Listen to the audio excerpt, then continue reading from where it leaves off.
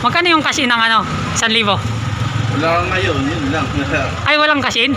Magka-cash-in sana ako eh. 1,500. Pero pag cash-in, ano yun? Magkano yung pag 1,000? Pagka 1,500? Ano lang yan, 30. 30 pag 1,500 na. Yun. Parang ano lang yun, parang isisend mo rin dun sa akin. Isisend mo rin sa akin, tapos Papasok sa'yo. pagpasok ko, tapos ibibigay ko sa iyo yung ano, pera, tapos may tubo na lang.